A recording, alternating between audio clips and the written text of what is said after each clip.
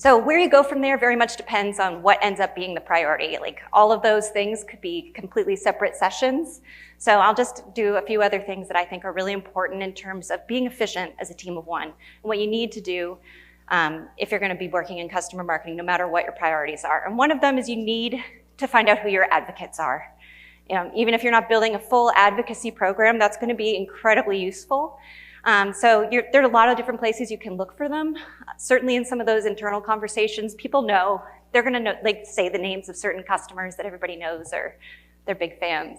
But you can look in other places, and I encourage you to be really scrappy. We were looking for HelloSign customers who might be good advocates at one point. And so I just did a Google search for powered by HelloSign and removed the HelloSign domain. And all of a sudden I found all of these customers who were already saying that they used HelloSign. So it's a really good way to see who's already comfortable talking about you.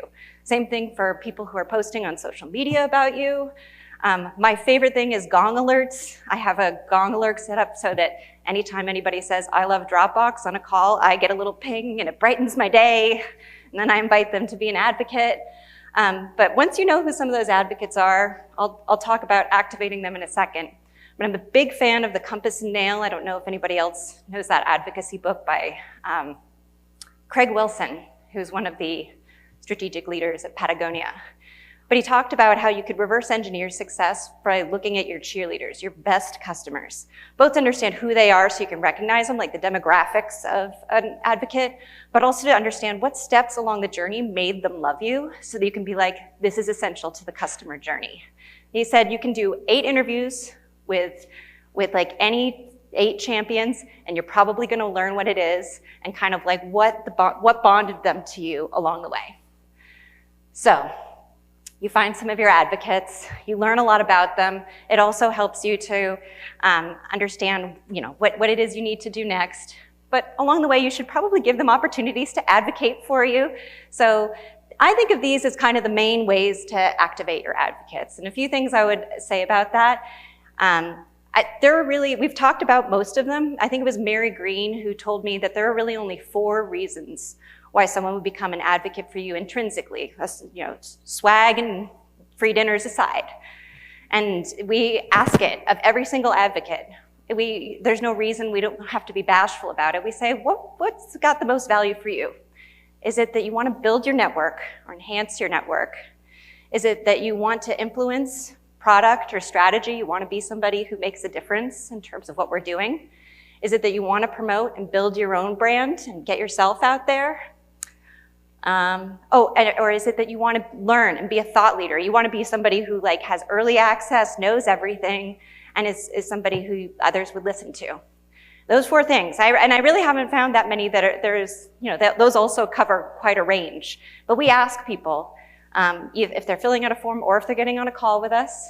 And that's one of the ways where we help people look at that menu and say, oh, well, if what you're interested in is building your personal brand, Dropbox has got quite a platform. Maybe we would be able to promote you in our customer stories or in a speaking engagement.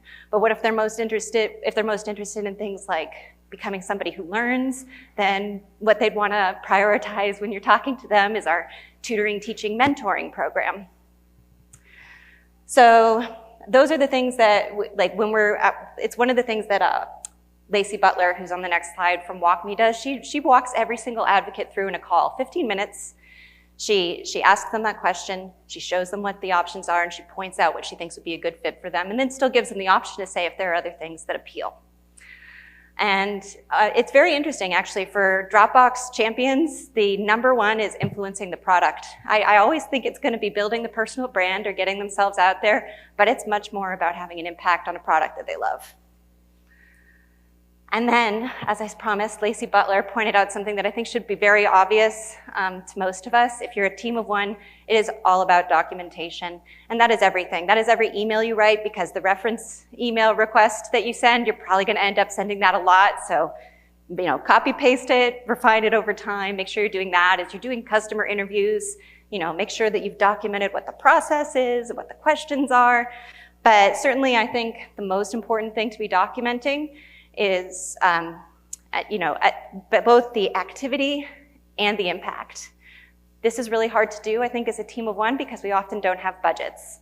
And I feel very lucky to be an Influitive customer, and I get to use some of these tools that make it easier. But the truth of the matter is we still use spreadsheets.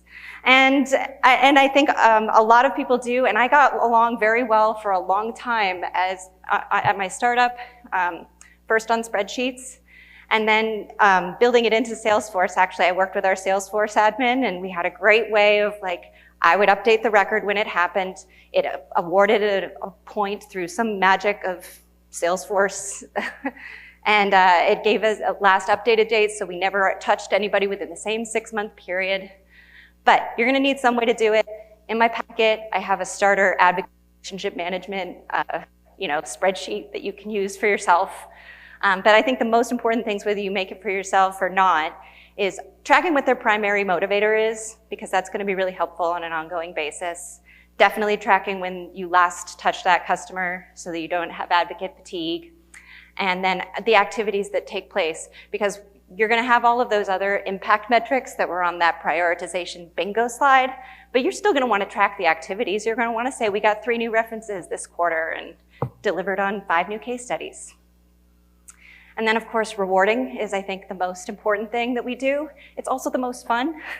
So I think you have to make sure that that's part of it. If you're tracking it in here, that makes sense. In my starter ARM for you on tab 2, I have that list of activities, their relative weight, and then a list of low cost or no cost types of rewards. Because I think, again, we don't always have the budget to send out really fancy swag. But it can be other things too, like that crowdsourced innovation report. I would send that to anybody who participated in giving us that research and sitting for those interviews. They would get that report a week in advance and thanking them for it, being like, here's some research that you contributed to. This is something that you get early access to.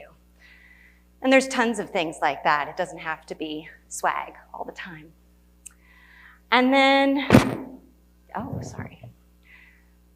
yeah, just be sure to be sharing that upwards so that you can make it a case for headcount as time goes on.